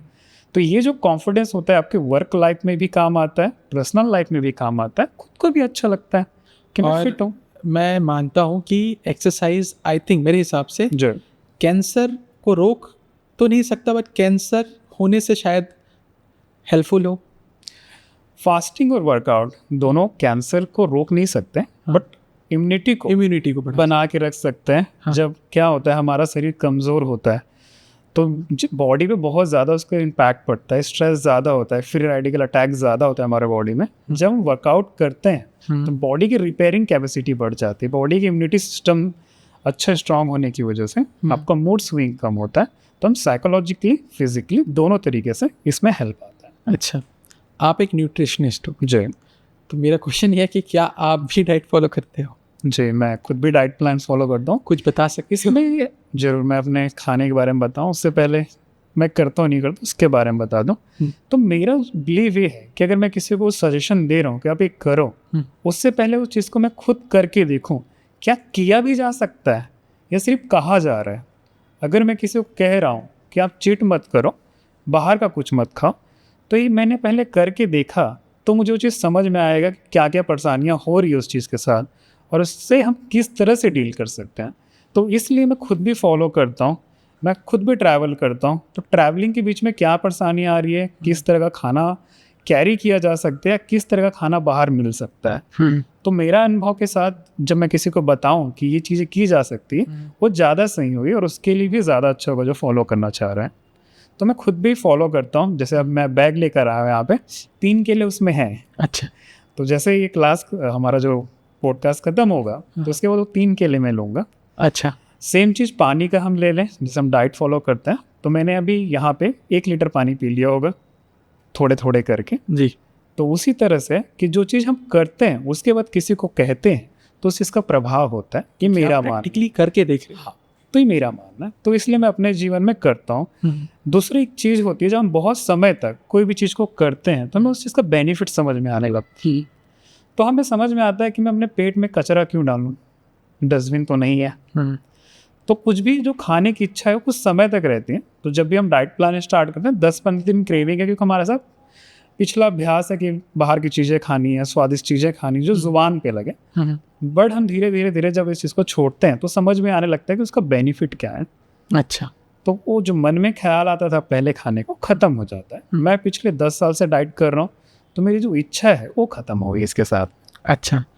और जैसे आज का जो युग है, फास्ट फूड बहुत बिकता है जी और काफ़ी लोग पसंद भी करते हैं, जी। काफ़ी वेस्टर्न खाना भी आ चुका है, जी तो और काफ़ी ऑयल भी यूज़ करते जी हैं, है ना। उनसे इफ़ेक्ट फैटी लीवर जी। हो जाता है, लीवर से जी। फैट आ जाता है। जी। सो क्या एक्सरसाइज, क्या सही डाइट प्लान ऐसे इश्यूज़ को रोक सकता है जो कि होता है हमें रॉन्ग फूड से, गंदे खाने से, जी जो कि चर्बी की तरह जमता है हमारे इंटरनल ऑर्गन्स पे। देखो, बाहर दिखता है एक अलग चीज़ है, पर कोई कोई पीपल पतले होते हैं लेकिन उनका ऑर्गन में फैट होता है, which is also not good, right. Right. देखिए क्या होता है, जैसे मैंने कहा कि हमारा पेट जो डस्टबिन नहीं है, जब हम उसमें कुछ भी डालेंगे तो उसका जो स्वाद है कुछ मिनट तक मुंह में रहता है, इसलिए हम डाल देते हैं। उसके बाद हम भूल जाते हैं कि उसके बाद शरीर है, शरीर का एक पाचन क्रिया है, उसका प्रभाव पड़ेगा। तो जब हम बहुत ज़्यादा ऑयली जंक फूड खाते हैं, हमारा कोलेस्ट्रॉल लेवल बढ़ता है, हमारे लीवर पे उसका प्रभाव पड़ता है। दो तरह के हम फैटी लीवर अक्सर देखेंगे, एक तो अल्कोहलिक फैटी लीवर रहेगा कि बहुत ज़्यादा ओवर कंजप्शन हो रहा है अल्कोहल का, या बहुत ज़्यादा जंक फूड खाया जा रहा है। अभी के समय में फैटी लीवर बहुत कॉमन होते जा रहा है। उसके कारण है टाइम पे ना सोना, बाहर का खाना खाना, अल्कोहल, स्मोकिंग, तो बहुत सारे ऐसी चीज़ें हैं जो ना अपने जीवन में हम लाते जा रहे हैं जिसका प्रभाव पड़ते जा रहा है। इसमें वर्कआउट बहुत ज़्यादा हेल्पफुल है आपके कार्डियक हेल्थ को अच्छे रखने में, आपके बॉडी को अच्छे रखने में, आपकी इम्यूनिटी को स्ट्रॉन्ग बनाए रखने में। तो वर्कआउट यहाँ पे बहुत ज़्यादा ज़रूरी हो जाता है। उससे एक डिसिप्लिन भी आता है हमारे जीवन में कि कब क्या चीज़ें करनी चाहिए। किसी किसी क्या वो डायबिटिक इश्यूज होता है, डायबिटीज़ होता है, जी। तो क्या ऐसे लोग को एक्सरसाइज करना चाहिए, एक डाइट प्लान लेना चाहिए? इसमें आपका क्या राय है? क्या इरिवर्सिबल हो जाएगा, या हो सकता है कि उसका डायबिटिक इश्यूज ठीक हो जाए या मेंटेन हो जाए?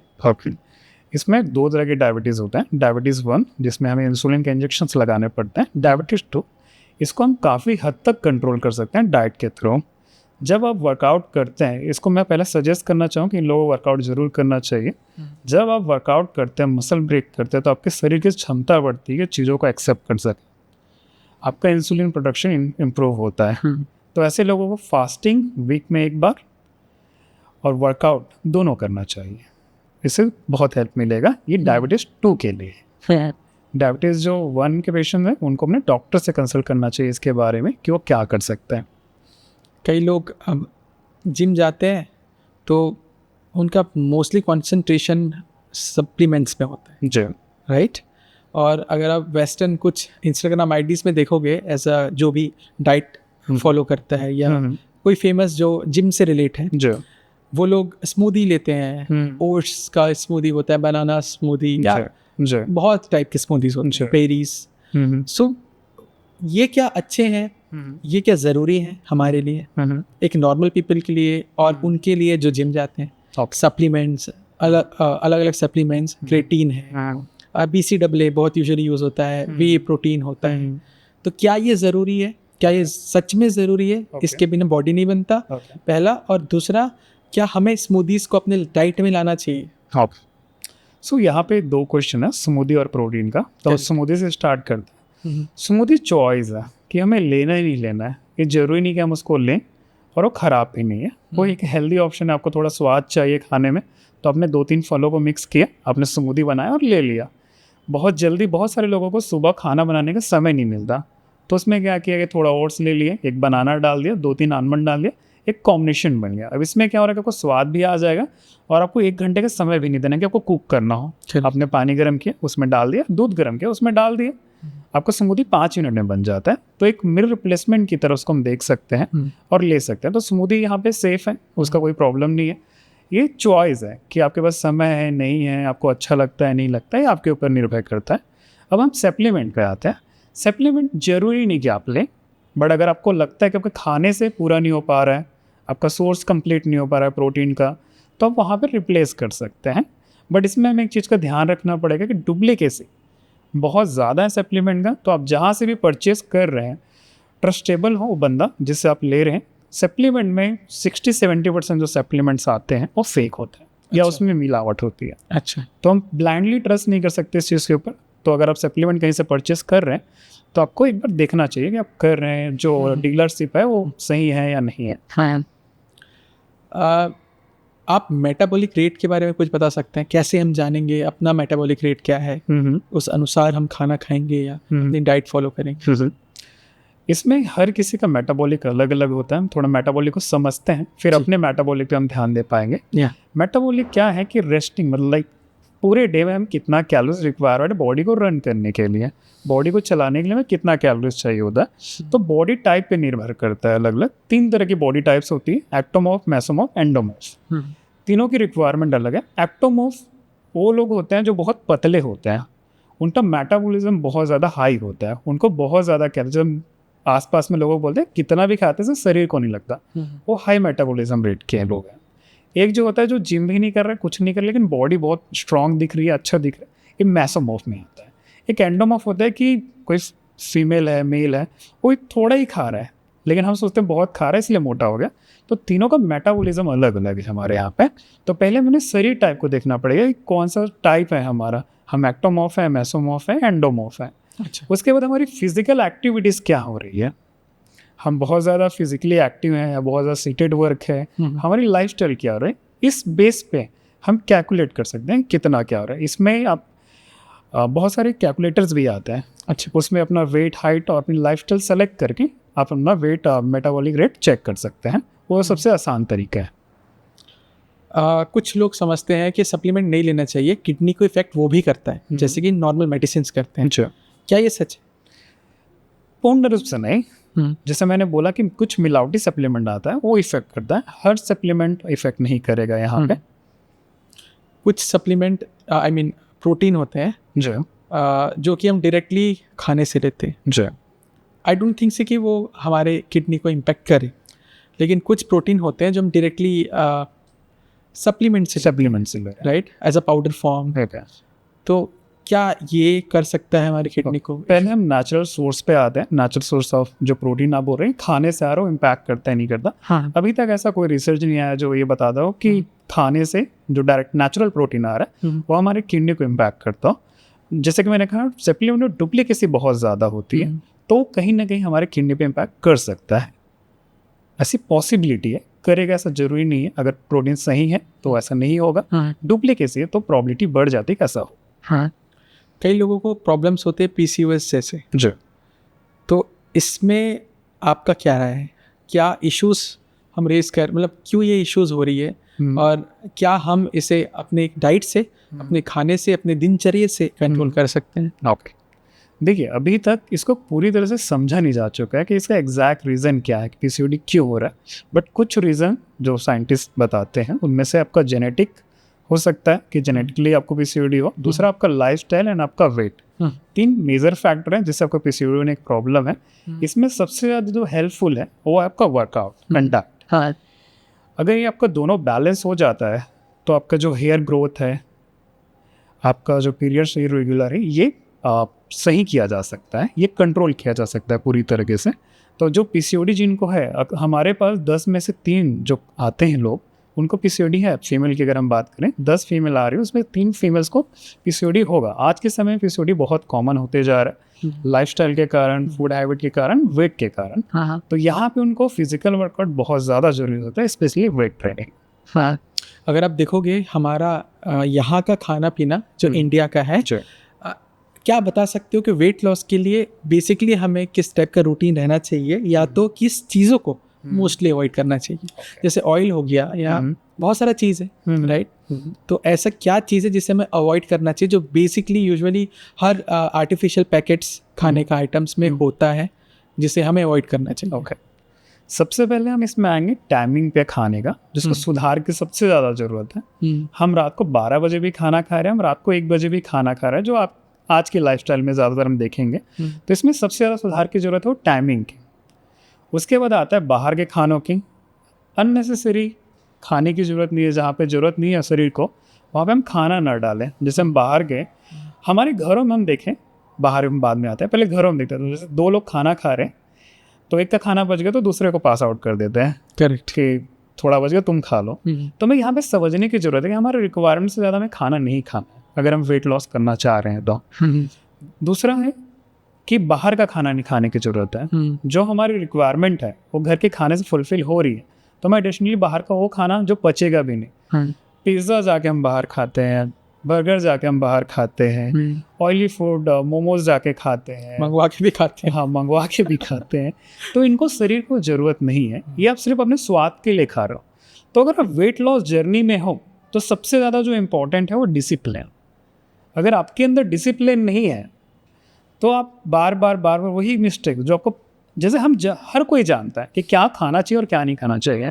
आपको भी ये चीज़ पता है कि जंक फूड नहीं खाना चाहिए, ये भी पता है रात को नहीं खाना चाहिए या रात को हल्का खाना खाना चाहिए, सबको पता है। लेकिन हम अपने मन पे संयम नहीं रख पाते हैं, हम में वो डिसिप्लिन नहीं है। तो अगर हम वेट लॉस करना चाहते हैं तो हमें वो डिसिप्लिन की ज़रूरत है। जैसे कोई बंदा किसी कंपटीशन की तैयारी करता है तो अपने अंदर सबसे पहले वो डिसिप्लिन बिल्ड करता है। सेम चीज़ जब आप वेट लॉस कर रहे हो, एक जर्नी एक लाइफस्टाइल है, तो वहाँ पे डिसिप्लिन का होना ज़रूरी है। अच्छा, राइट। कई बॉडी बिल्डर्स, जैसा कि आप बताया कि वो बॉडी बिल्डिंग करता है, राइट। तो एक होता है कि नेचुरली बॉडी बनाना, राइट। नेचुरल फूड्स को लेके, अच्छे एक्सरसाइज से, अपने डिसिप्लिन लाइफस्टाइल से। सेकेंडरी, कई लोग स्टीरॉइड्स का यूज़ करते हैं just because of quick transformation. Right. So for you, how it is and what it is, what is steroids, or is it good for human body or it's not? Okay, देखिए अभी के समय हम देखें तो इसका सबसे ज़्यादा अब्यूज़ हो रहा है। हर एथलीट तक या बस सीमित नहीं रहे। अगर हम ध्यान से देखें तो अभी हर जिम तक पहुंच चुका है। अब जिम में जो नॉर्मल क्लाइंट्स हैं, जो नॉर्मल लोग हैं, एथलीट कंपटीशन के लिए प्रिपरेशन कर रहे हैं तो वो चाहता है कि सबसे ज़्यादा बॉडी मेरी हो। तो एक गलत रास्ता है, शरीर को नुकसान पहुंचा के वो करना चाह रहा है, तो सेफ नहीं है। ये आपको आगे चल के लीवर, किडनी, बहुत सारे अलग अलग डिसऑर्डर है जो होने की प्रॉबिलिटी है, हेयर लॉस, सेक्सुअल प्रॉब्लम, बहुत सारी चीज़ें हो सकती हैं। बहुत सारे लोगों में से देखी गई है जो स्टेरॉइड यूज़ कर रहे हैं। बट ये सारी चीज़ें अब धीरे धीरे आम लोगों तक आ रही हैं कि भैया की बॉडी अच्छी दिख रही है तो मैं भी बना लेता हूँ। करेक्ट। तो अब ये सारी चीज़ें अब एक हिस्से तक सीमित नहीं रह गई हैं, अभी धीरे धीरे आम जनता, आम लोगों तक आ रही है जो और ज़्यादा नुकसान पहुँचा रही है। दूसरा होता है कि आप ये किसी के अंडर कर रहे हो, किसी प्रोफेशनलिस्ट के अंडर कर रहे हो, डॉक्टर है, कोई कोच है। अब ये क्या होते जा रहा है कि आम जब आते हैं बच्चे, जिम जा रहे हैं, वो यूज़ कर रहे हैं तो और ज़्यादा नुकसान पहुंचा रहा है। तो ये किसी भी तरीके से सेफ़ नहीं है ना, इसको मैं यूज़ करने का सजेशन दूंगा। नेचुरली प्रिपेयर कीजिए जितना आप कर पा रहे हैं। शरीर को अगर आपने नुकसान पहुंचा के कुछ पा भी लिया तो आपने अपना बहुत बड़ा नुकसान पहले ही कर लिया है, अब कुछ पाने को बच नहीं गया। तो बहुत सारे ऐसे एथलीट हैं जो कंपटीशन जीतने के लिए कर रहे हैं, वो गलत। पानी एक ऐसा तत्व है जो हर किसी के लिए बड़ा इम्पोर्टेंट है, लेकिन कई लोग का मिथ है कि एक्सेस ऑफ वाटर नहीं लेना चाहिए। कई लोग कहते हैं कि पानी ज़्यादा से ज़्यादा पीना चाहिए। ओके। तो as because you are a डाइटिस्ट, I just wanted to know this a clear part, like how to use a water, how to consume a water and how much amount it will be for a normal human body. Okay, देखिए पानी को अगर हम calculate करें तो जितना हमारा body weight है 0.03 से मल्टीप्लाई कर दें बॉडी का वेट, जो भी आएगा उतनी रिक्वायरमेंट ऑफ पानी की आपको ज़रूरत है वहाँ पे। अच्छा। दूसरा, इसको अगर हम साधारण भाषा में समझें तो एक यंग बॉडी, हेल्दी बॉडी को 2 से 3 लीटर पानी की ज़रूरत होती है। पानी को धीरे धीरे पिए और थोड़े समय में बाद पीते रहें। खाना खाने और पानी के बीच में टाइम होना चाहिए कि खाना खाने के 40 मिनट पहले पानी पी लिए, खाना खाने के 1 घंटे के बाद पानी पी लिए। तो एक पानी पीने का सही तरीका है। और पूरे दिन पानी पिए, जहाँ पे आपको लग रहा है कि प्यास लग रही है तो वहाँ पे रुके ना, वहाँ पे आप पानी लें। अच्छा, आजकल इंडिया में एक कॉमन प्रॉब्लम सभी के साथ है, आइदर वो फीमेल है आइदर वो मेल है, हेयर फॉल इश्यूज। ओके, सो इसमें आपका क्या राय है? इसमें 2 रीज़न है, पुअर न्यूट्रिशन एंड स्ट्रेस। आज की लाइफस्टाइल, जैसे हमने डिस्कस किया अभी, कि हमारी लाइफस्टाइल सही ना होने की वजह से, जो पैटर्न है सही ना होने की वजह से हमारे शरीर में न्यूट्रिशन की कमी होती लगती है। अच्छा। साथ ही साथ हमारे स्ट्रेस लेवल बढ़ते जाता है। पुअर न्यूट्रिशन आपके सिर्फ लाइक बालों को नहीं, पूरे बॉडी को वीक करते जाता है, मसल लॉक, विजन में प्रॉब्लम होना, हेयर फॉल होना, ये बहुत सारी चीज़ें हैं। तो यहाँ पे ज़रूरत है अगेन एक प्रॉपर न्यूट्रिशन डाइट की, जहाँ पे आपको सारे न्यूट्रिएंट फुलफिल हो रहे हो, एक हेल्दी प्लान की, एक अच्छी स्लीपिंग साइकिल की जो आपको हेल्प करे इम्प्रूव करने में। आजकल बहुत स्कैम चल रहे हैं, ओके, स्पेशली आपने बताया सप्लीमेंट जी। तो प्रोटीन पाउडर स्कैम में आपका क्या कहना है कि हमें कैसे पता चलेगा कि this is the right protein that we need to take, okay, और we need to skip this part, like we need not to use for the supplement, we need not to go for that supplement, and we just need to use a natural protein which will which is going to come from our natural food. Okay. So आपका क्या राय है इसमें? मतलब इसमें हम पहले requirement को समझते हैं कि हमें ज़रूरत है या नहीं, फुलफिल हो रहा है नहीं। कभी कैसे ऐसा होता है कि हमारे हम स्टूडेंट हैं, हमारे पास समय नहीं है कि अगर हम कुक करें तो हम एक सोर्स समझते हैं कि सप्लीमेंट से उसको रिप्लेस कर देता है, अच्छा है। अब उसने हमने रिप्लेस कर दिया क्योंकि हमारे पास ऑप्शन नहीं है, जेन्युइन प्रॉब्लम है कि यहाँ पे सच में ऑप्शन नहीं है हमारे पास, हमने वहाँ से सप्लीमेंट लेना स्टार्ट किया। अब पता कैसे करेंगे वो सही सप्लीमेंट है? तो दो तरीके हैं। अगर आप ऑनलाइन मंगा रहे हैं तो आप डीलरशिप चेक कीजिए कि कंपनी का ही डीलर है या थर्ड पार्टी डीलर है। कंपनी का डीलर होगा तो आपको दिख जाएगा वहाँ मेंशन कि कंपनी का डीलर है, डायरेक्टली प्रोटीन आ रहा है तो प्रोटीन सेफ है। थर्ड पार्टी डीलर तो वहाँ से ऑर्डर ना करें, एक अच्छा सजेशन है। आने के बाद आप चेक कर सकते हो लेवल क्यों प्रॉपर है नहीं है। अभी सप्लीमेंट प्रोडक्ट में QR आता है स्कैन करने का, अच्छा, आप उससे भी पता कर सकते हैं कि वो है कि नहीं, उसमें यूनिक डिजिट नंबर होता है, हाँ, उससे भी पता चलता है, तो वहाँ से भी आप पता कर सकते हैं। ठीक है। अब हम लोग खाने के बारे में बात कर चुके हैं, पीने के बारे में भी बात कर चुके हैं, मीठा के बारे में भी बात कर चुके हैं। अब एक चीज़ बच गया है, वो है चाय और कॉफ़ी। यूजुअली हमारे इंडिया पे एक कल्चर चला रहा है कि जब भी कोई गेस्ट या मेहमान हमारे घर आता है जो भी बाहर से, तो हम ज़रूर पूछते हैं कि चाय लोगे या कॉफ़ी लोगे। तो मैं आपसे जानना चाहता हूँ कि क्या चाय और कॉफ़ी अच्छा है या बुरा है, और अगर बुरा है तो हमें उसका सब्स्टिट्यूट क्या मिलेगा? ओके, देखिए ये बहुत बुरा नहीं है, बुरे की श्रेणी में आता है कि आपको बहुत ज़्यादा नुकसान पहुंचा रहा हो। चाय से आपको कॉन्स्टिपेशन या ब्लोटिंग हो सकता है। अब इसको हम इस तरह से देख सकते हैं कि कोई आ रहा है तो हम उसको चाय ही क्यों पूछ रहे हैं, क्योंकि बनाना ईजी है। अब इसको हम रिप्लेस कर सकते हैं जूस से। जब कोई मेहमान आता है तो उसके साथ में छोटे बच्चे भी होते हैं, तो हमारी एक आदत बन गई है कि आते हैं किसी को चाय पिलाना, तो हम उसको चाय ना पूछ के जूस भी पिला सकते हैं। करेक्ट। तो ज़्यादा एक अच्छा ऑप्शन भी होगा। बट वो कहीं ना कहीं उसके मन में भी आएगा, मेरे को चाय नहीं पूछा। इसका कैसे? ये एक्चुअली आदत है। आदत को आदत से बदला जा सकता है, दूसरा कोई ऑप्शन नहीं है। अगर हम देखें कि बहुत ज़्यादा इफेक्ट कर रहा है तो नहीं, इतना ज़्यादा इफेक्ट नहीं कर रहा है। आम जिंदगी में हम चाय ले सकते हैं, रिप्लेसमेंट है, जूस के साथ आप रिप्लेस कर लीजिए या फूड सैलेड के साथ, या ड्राई नट्स दे दिया आपने, इस तरह से रिप्लेस किया जा सकता है। अच्छा, आपके कई क्लाइंट्स होंगे जो हैबिचुएटेड होते हैं स्मोकिंग के, ड्रिंकिंग के, राइट?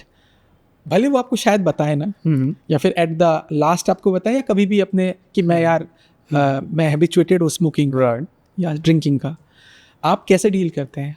क्या आप उनको उस रास्ते पे ला पाओगे? मतलब उनको स्मोकिंग छोड़ना एक बहुत बड़ा चैलेंज होता है उनके लिए, और पैरेलली उनको उस डाइट को फॉलो करना या तो जिम करना, it's not easy to do, क्योंकि कहीं ना कहीं उनका लंग्स प्रॉपर काम नहीं करते। राइट।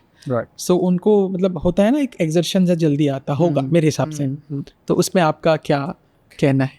ओके, इसमें हम दो चीज़ें करते हैं। एक जो होता है कि हम पूछते हैं कितने ले रहे हो आप, 4-5, कुछ होता है कि पैकेट ले रहे हैं पूरे डे में। तो स्मोकर्स के टाइप्स होते हैं कि कोई डे में 1 टाइम ले रहा है, कोई दिन में 4-5 बार ले रहा है, कोई पैकेट ख़त्म कर दे रहा है। कुछ लोगों को स्मोकिंग के बाद ही मोशन होता है, ऐसे भी है कि उनको सुबह उठने के बाद सबसे पहले स्मोक करना है तो जाकर फ्रेश हो पाते हैं, ऐसे भी लोग हैं। तो हम क्या करते हैं कि पहले नंबर पे फोकस करते हैं, आप कितना ले रहे हो उसको हम धीरे धीरे कम करने को बोलते हैं। अगर 4 ले रहे हो, 2 लो, 2 आप बंद कर दो, क्योंकि पूरी तरह से बंद करना आसान नहीं है किसी के लिए भी।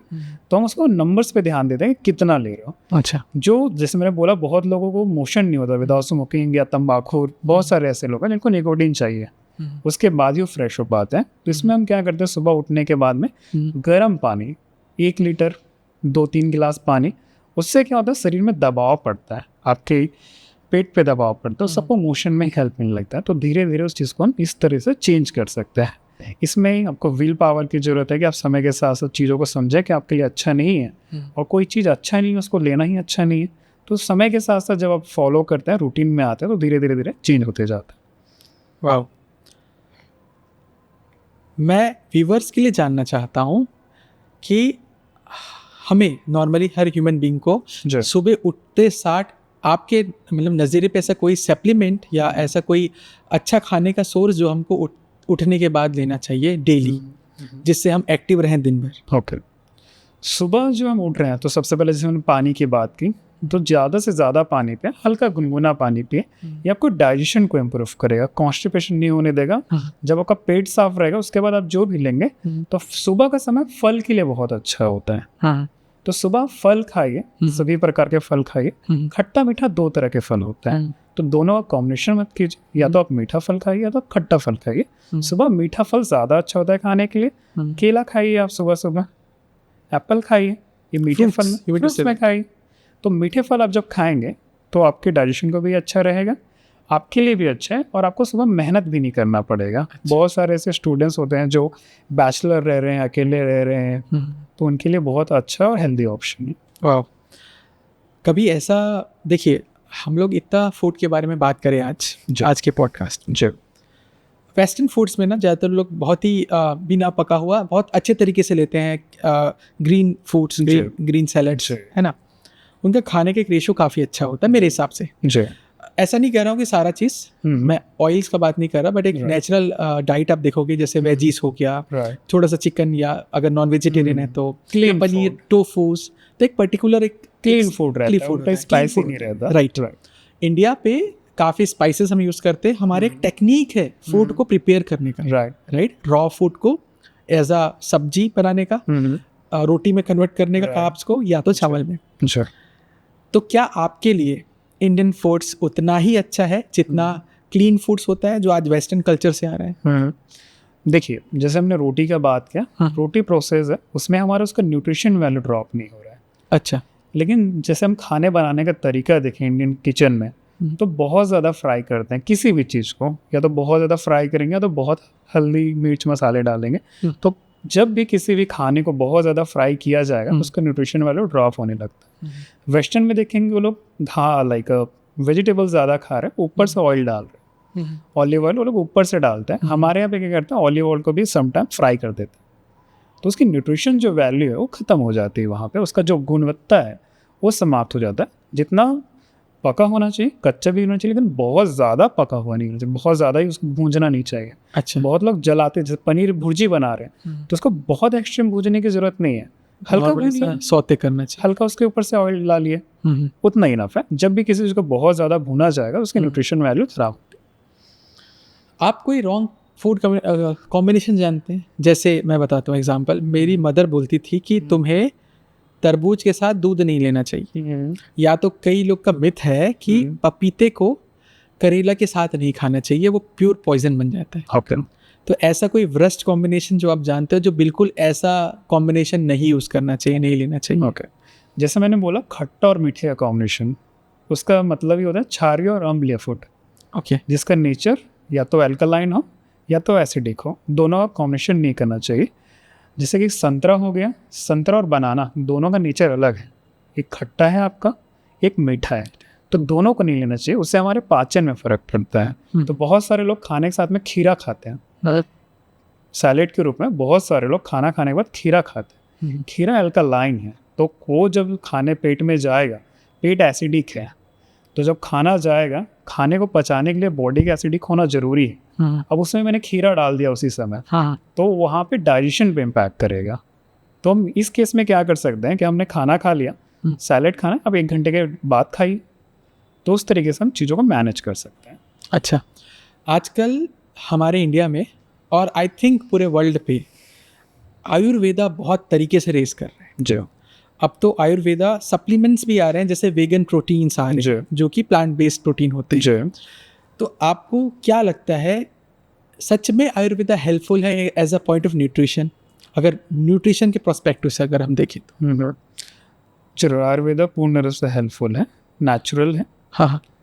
हाँ, मतलब वो प्योरली नेचुरल है। प्योरली नेचुरल है। हाँ, हमें देखना पड़ेगा कौन बना रहा है, किस तरह बना रहा है, बनाने की विधि क्या है। अभी हम क्या होता है, डुप्लीकेसी एक बहुत बड़ा प्रॉब्लम है हमारे साथ।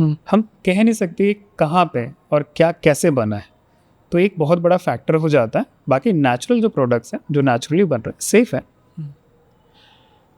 कई सारे फॉरेनर्स को स्किन प्रॉब्लम्स होता है, हो सकता है कि वेदर के अनुसार हो सकता है, might be the reason is food comparatively to Indians.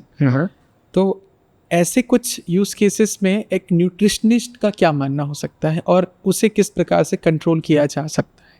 Okay, इसमें बहुत कुछ नहीं किया जा सकता एक्चुअली। अगर हम देखें, फॉरेनर में क्या होता है, स्किन का जो कलर है वाइट है, तो स्किन कैंसर सबसे ज़्यादा होता है। अगर हम ऑस्ट्रेलिया का एग्जांपल लें तो सबसे ज़्यादा स्किन कैंसर वहाँ पे होता है। रीज़न क्या है, वाइट स्किन जब सनलाइट पे सीधा जब आती है, रिफ्लेक्ट करता है सन रेज की वजह से, इनको प्रॉब्लम होता है, स्किन कैंसर की प्रॉबिलिटी बढ़ जाती है। दूसरा, आपका जो ओजोन है, कितना ज़्यादा डैमेज उस एरिया का, उससे इम्पैक्ट पड़ता है। इंडियन जो शरीर है वो ब्लैक है, ब्राउन है, तो हमारा जो शरीर है उस चीज़ से हमें बचाता है। Correct. तो ये एक बहुत बड़ा रीज़न हो जाता है कि बाहर में लोगों को ज़्यादा स्किन कैंसर होता है कंपेयर टू इंडियंस। कैंसर से याद आया, ऐसा कोई एक्सरसाइज है जिससे हम अपने कैंसर, मतलब अपना नहीं, आई मीन कैंसर डिजीज़ को कम कर सके, कंट्रोल कर सके? देखिए, पूरी तरह से तो नहीं कर सकते। इम्यूनिटी बढ़ाने के लिए हम योगा कर सकते हैं, ब्रीदिंग एक्सरसाइजेस कर सकते हैं, जो हमारी लंग्स की कैपेसिटी को बढ़ाएगी, इम्यूनिटी को बूस्टिंग में हेल्प करेगा। वेट ट्रेनिंग सिमिलरली हेल्पफुल है। ओके, आपके लिए नॉनवेज क्या है? I mean, is it really healthy for you? ठीक है, एक पल के लिए हटा देते हैं that you are a vegetarian, but as a nutritionist I am just asking to you that is it really good to take a non veg foods? Okay, non veg एक सेफ और एक अच्छा ऑप्शन है। ओके, इसमें हमें बस इतना ध्यान देना पड़ेगा इससे हमारे डाइजेशन पे कितना इम्पैक्ट पड़ रहा है। कभी कभी हम बहुत ज़्यादा क्वांटिटी में नॉनवेज कंज्यूम करते हैं, समटाइम 200 ग्राम 300 ग्राम स्वाद के लिए। तो उसको ना करके हमें समझना पड़ेगा कि बॉडी की क्षमता है कि एक बार में 100 ग्राम 150 ग्राम ही हम कंज्यूम कर सकते हैं। अगर हम एक मील का पोर्शन देखते हैं तो बॉडी, अगर एक नॉर्मल एडल्ट को लें तो 20 से 25 ग्राम बॉडी प्रोटीन ऑब्जॉर्ब कर सकती है, बॉडी एक्सेप्ट करती है, उससे ज़्यादा नहीं करती है। तो जब बहुत ज़्यादा प्रोटीन कंज्यूम कर, लाइक बहुत ज़्यादा मीट कंज्यूम करते हैं, तो वहाँ पे कॉन्स्टिपेशन के प्रॉब्लम होने की प्रॉबिलिटीज़ बढ़ जाती है। तो हमें क्वांटिटी पे ध्यान देना पड़ेगा। रही सेफ और एक अच्छा ऑप्शन का, तो यस, प्रोटीन नॉनवेज जो है एक अच्छा सोर्स ऑफ प्रोटीन है, एक अच्छा ऑप्शन है। Okay, so Yogi ji, thank you so much that you came here, और हम लोगों को बहुत ही नॉलेज आपने प्रदान किया है, इतना डिटेल में बताया है कि डाइट एक सिंपल चीज़ नहीं है, खुद में एक साइंस है और इसका बहुत बड़ा एक एरिया है और बहुत अच्छा करियर है डाइट में, डाइट न्यूट्रिशनिस्ट में। और हम लोग आज बहुत कुछ पता चला इंडियन फूड्स के बारे में। आपने कितने अच्छे तरीके से बताया कि हम इंडियन फूड को भी लेके अपना अच्छा डाइट प्लान रख सकते हैं, अच्छा लाइफ स्टाइल को बना सकते हैं। So thank you so much and really we are glad that you are here. आपका भी बहुत बहुत धन्यवाद एक प्लेटफॉर्म प्रदान करने के लिए। मुझे आशा है कि लोगों को कुछ नया सीखने को मिलेगा, वो अपने जीवन में कुछ उतार पाएंगे। हाँ, और मैं इनका डिस्क्रिप्शन में डिटेल डाल दूंगा। अगर आपको जो भी डाइट से रिलेटेड प्लान बनाना है या इनसे कांटेक्ट करना है तो मेरे डिस्क्रिप्शन में देख लेना, इनका एड्रेस आपको मिल जाएगा। और इसी के साथ अगर आपको आज का वीडियो अच्छा लगा हो so please do share, like and subscribe my channel, and will see you on the next video. Thank you.